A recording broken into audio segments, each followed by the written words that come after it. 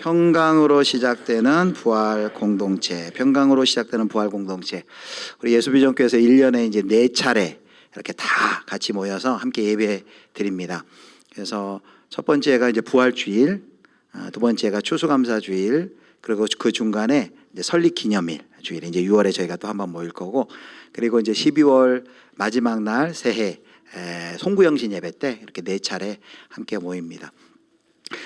이제 앞으로는 더 이런 기회가 자주 있도록, 그리고 더 잘 준비해서 우리 믿음의 다음 세대들과 함께 또 예배하고, 이 자리가 또 신앙이 잘 이렇게 계승되는 자리가 되도록 저희들이 또 기도하며 준비하고 있습니다.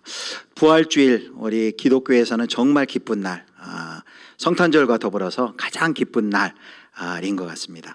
그래서 오늘 새벽에도 다 우리가 새벽부터 이제 촛불 예배 나오셔가지고 같이 또 예배하고 찬양했습니다. 얼마나 기쁜 날인지 우리 새벽 일부에 임마누엘 찬양대 우리 이진산 집사님 지휘하시는데 덩실덩실 이렇게 춤을 추시면서 지휘를 하셨어요. 너무너무 기쁜 날이죠. 첫 번째 부활절이었던 2000년 전 그날의 분위기는 어떠했을까요? 우리는 이렇게 기쁘고 즐겁고 온 세대가 모여 찬양하는데, 그날의 분위기는 사뭇 달랐습니다.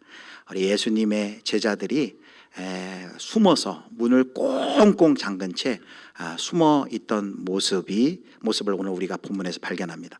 왜 그들은 기뻐하지도 못하고 찬송하지도 못하고 분명히 부활의 소식을 들었거든요. 그 앞에 보면 18절에. 그런데 왜 그들은 숨어서 문을 꼭 잠그고 두려움 가운데 떨고 있을까요? 그 이유가 뭘까요? 오늘 보면 19절에 보면 그 이유를 이렇게 설명합니다. 자, 19절 우리 같이 읽겠습니다. 이날 곧 안식 후 첫날 저녁 때에 제자들이 유대인들을 두려워하여 모인 곳의 문들을 닫았더니, 여기까지. 여기 이유가 나오죠. 제자들이 누구를 두려워했대요? 유대인들을 두려워했다라고 말합니다. 예수를 십자가에 못 박은 그 사람들이 이제 3일밖에 안 됐거든요. 금요일 날 돌아가셨는데 이제 주일 저녁이에요. 여전히 예루살렘엔 그 차가운 무서운 위협적인 공기가 가득하고, 이 죽인 사람들이 예수를 따랐던 자기들 제자들 발견하기만 하면 분명 자기들도 해하려고 할 텐데, 그 위협 때문에 그들이 두려움 가운데 떨고 있는 것이죠. 그들이 부활의 소식을 못 들은 거냐? 아니에요. 18절 오늘 보면 바로 앞절에 보면 이렇게 말합니다. 18절 같이 읽겠습니다. 막달라 마리아가 가서 제자들에게 내가 주를 보았다 하고 주께서 자기에게 이렇게 말씀하셨다 이르니라. 막달라 마리아가 부활하신 예수님을 만난 막달라 마리아를 통해서 예수님이 부활했습니다 라는 소식을 제자들이 들었어요.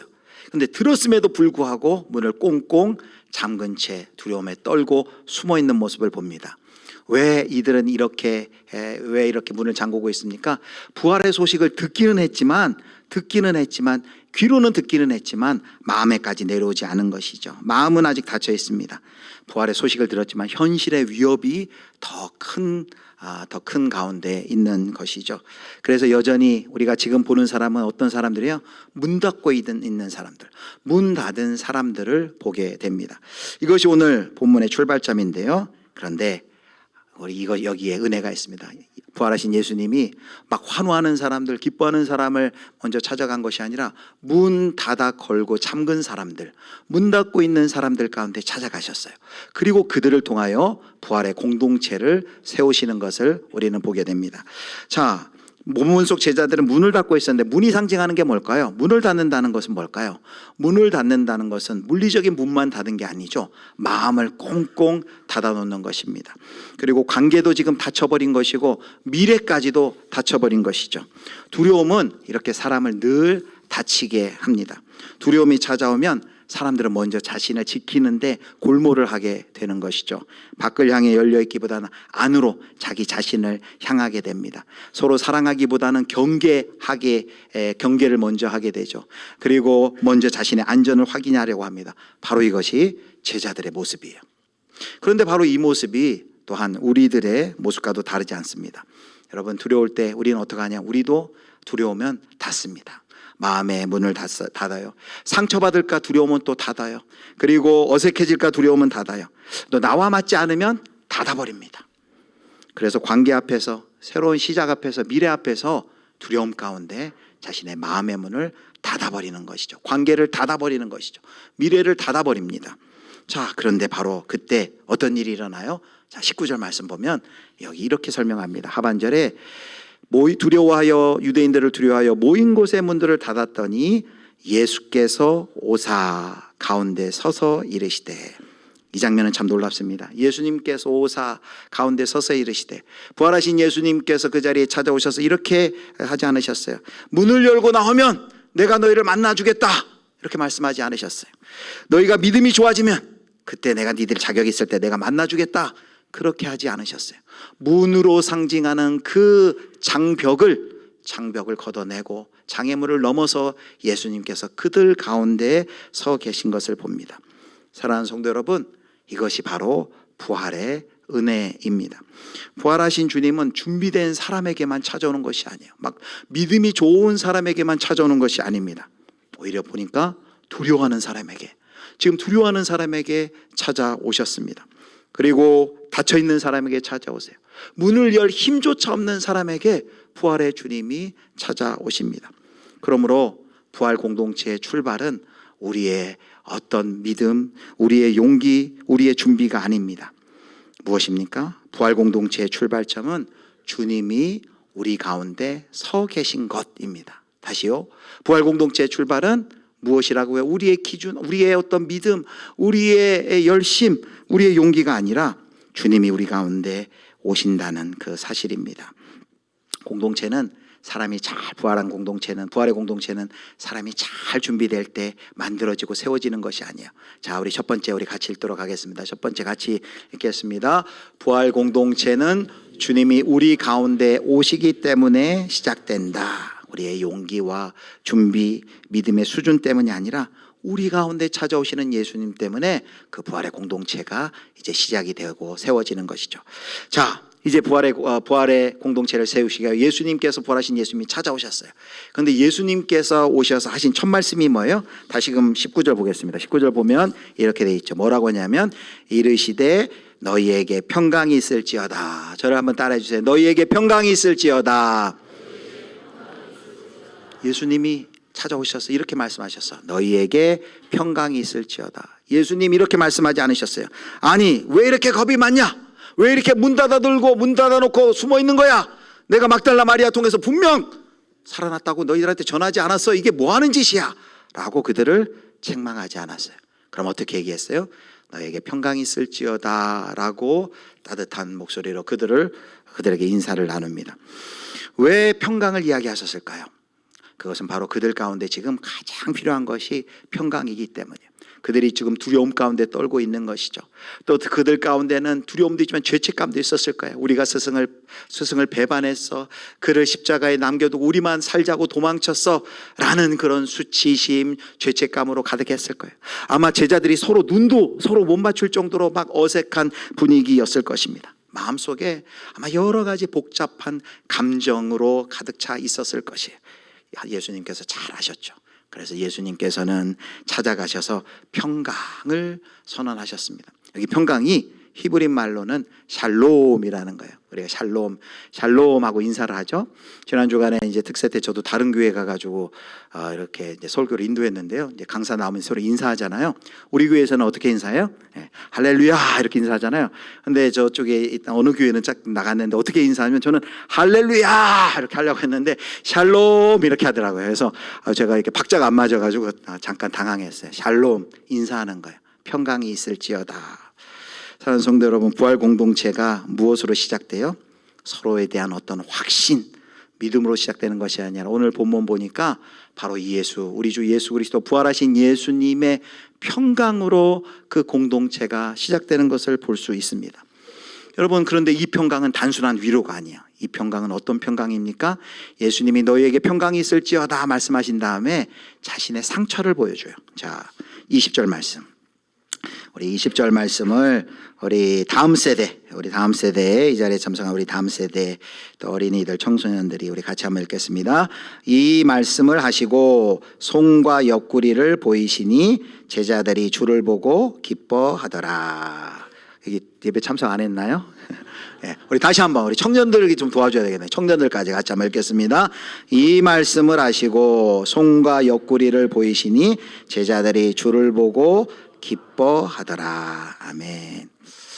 자, 여기 예수님께서 뭘 보여줘요? 손에 못자국. 지난번에 여러분 킹 오브 킹스 보셨죠? 부활하신 예수님이 찾아왔을 때 못자국 난 손, 옆구리에 창자국, 이것을 보이셨어요. 그러면서 너에게 평강이 있을지어다 라고 말씀하세요. 여러분, 이건 뭘 보여줍니까? 예수님이 전하는 평강은 십자가가 없는 평강이 아니에요.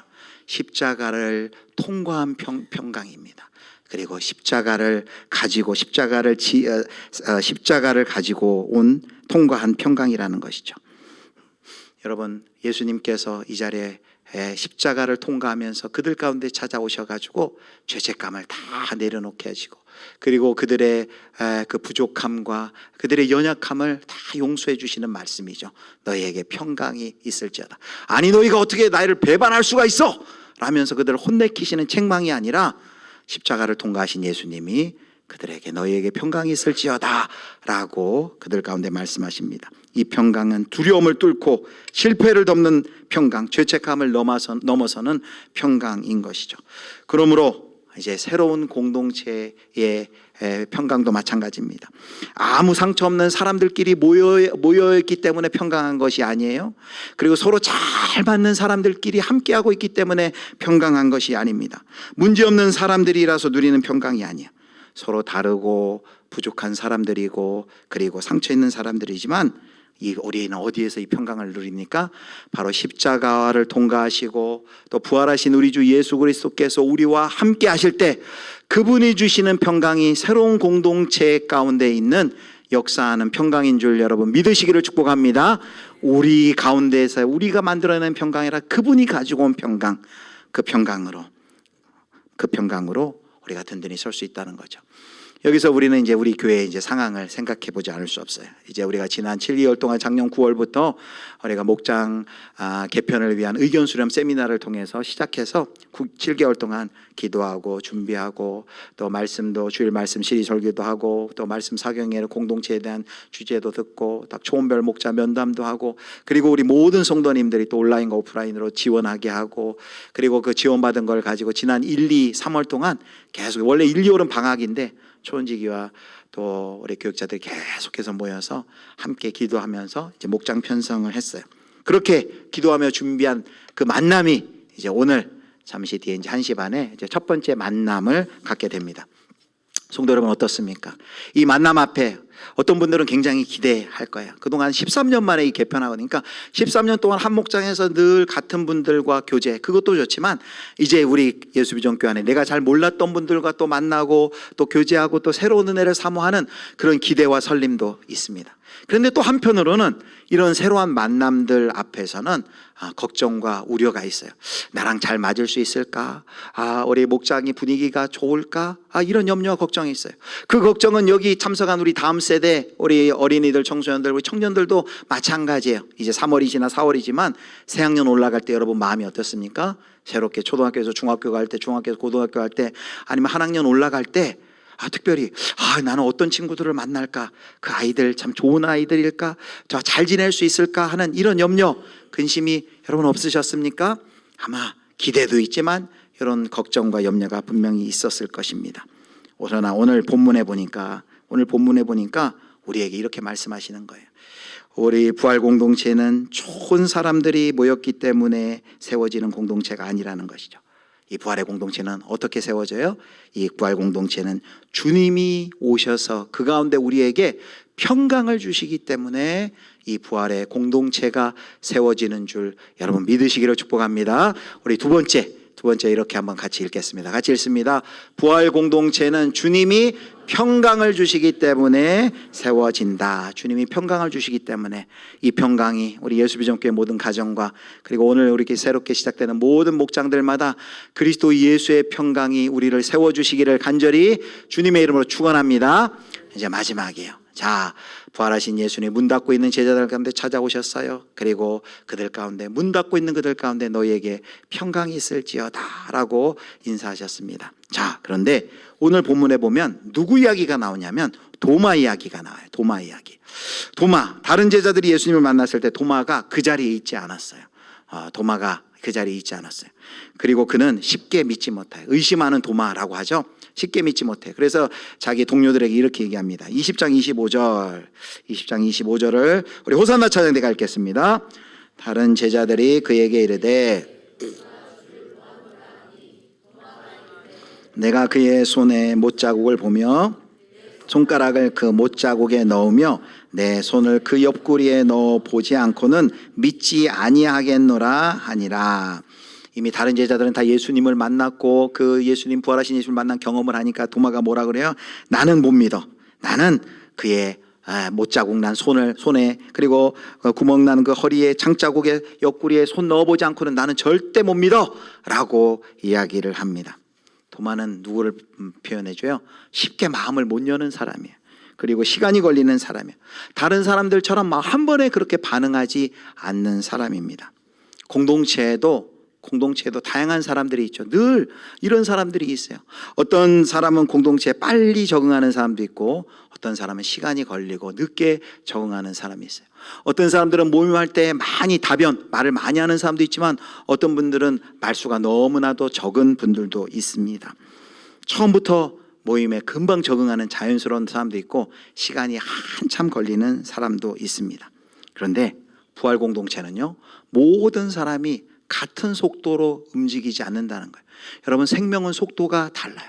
빠른 사람, 잘 적응한 사람이 있지만 시간이 걸리고 시간이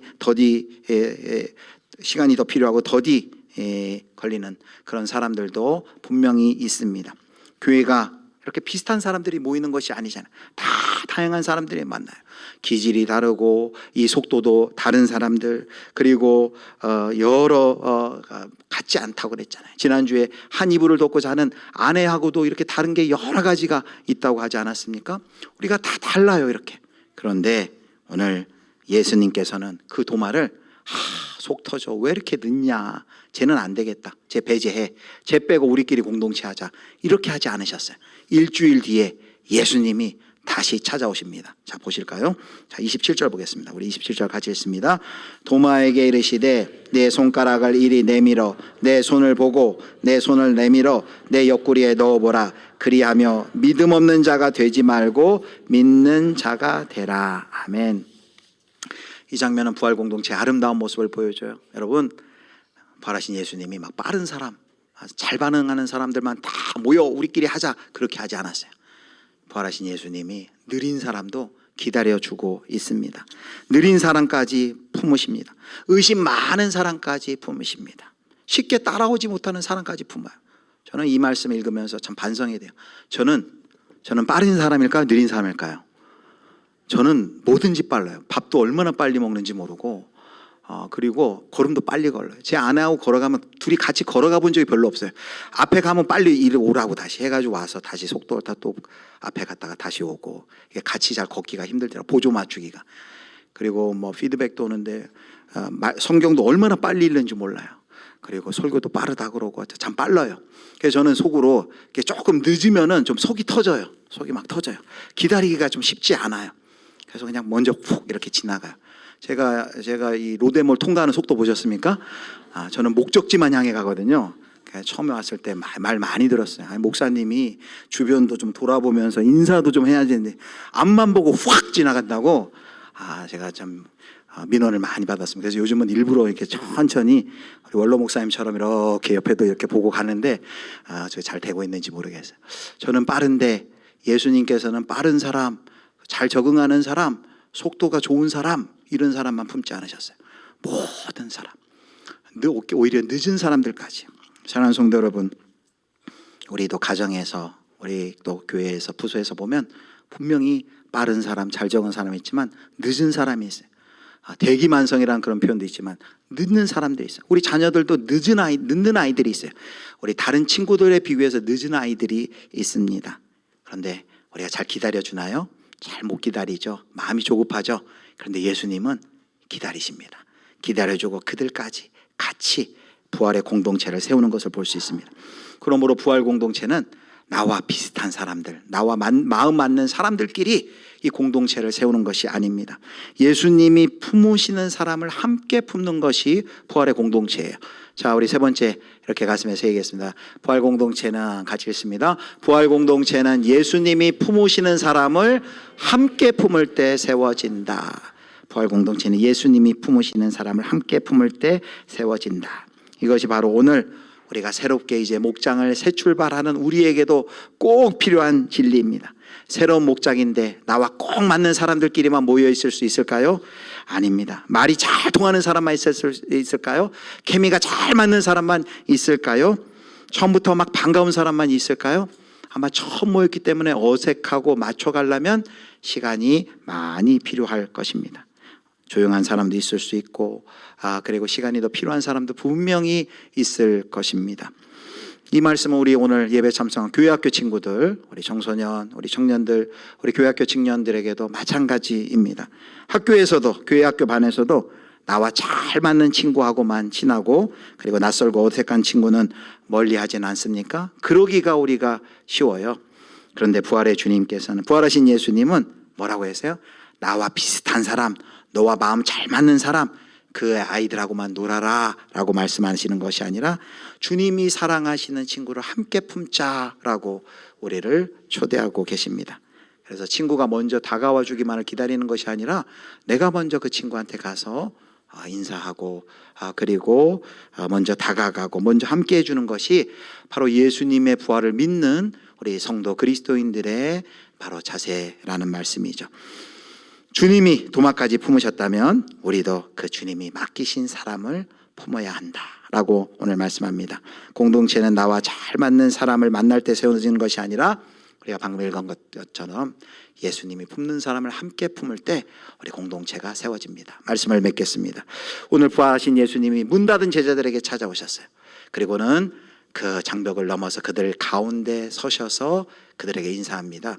너희에게 평강이 있을지어다. 샬롬하고 인사를 나눕니다. 이것이 바로 부활의 공동체입니다. 오늘 우리 또한 부활주의를 맞이해서 온 세대가 오늘 예배하는 이 시간입니다. 그리고 이제 오늘 우리는 새로운 공동체를 우리가 출발을 하게 될 것입니다. 시작 앞에 기대도 있고 염려도 있어요. 그러나 우리가 어떻게 해야 될까요? 자, 오늘 우리가 세 가지를 우리가 들었는데 다시 한번 우리 마음에서 얘기했습니다. 제가 첫 줄 읽으면 우리 성도 여러분 그 다음 줄, 화살표 다음에 그 다음 줄 읽어주시면 됩니다. 제가 첫 번째 읽겠습니다. 새로운 공동체는 우리의 용기 때문에 시작되는 것이 아닙니다. 주님이 우리 가운데 오시기 때문에 시작됩니다. 새로운 공동체는 모두가 완벽하게 준비되었기 때문에 시작되는 것이 아닙니다. 주님이 평강을 주시기 때문에 세워집니다. 새로운 공동체는 나와 잘 맞는 사람을 만날 때 세워지는 것이 아닙니다. 주님이 품으시는 사람을 함께 품을 때에 세워집니다. 아멘. 사랑하는 성도 여러분, 마지막으로 우리가 이렇게 기도했으면 좋겠습니다. 기도문을 한번 보여주시죠. 우리 기도문 같이 읽겠습니다. 주님, 문 닫은 사람으로 서 있지 않게 하시고 주님이 주시는 평강으로 새 공동체를 맞이하게 하소서. 나와 맞는 사람만 찾지 말게 하시고 주님이 품으시는 사람을 함께 품게 하소서. 아멘. 우리 가운데 부활하셔서 오셔서 우리 가운데도 평강을 약속하신 그 예수 그리스도를 바라보며 이 평강으로 시작되는 부활 공동체가 바로 우리 예수비전 공동체가 되고, 특별히 오늘 새롭게 시작하는 여러 목장들이 바로 이렇게 평강으로 시작되는 우리 주 예수 그리스도의 아름다운 공동체로 세워져 나갈 수 있기를 주님의 이름으로 축원합니다.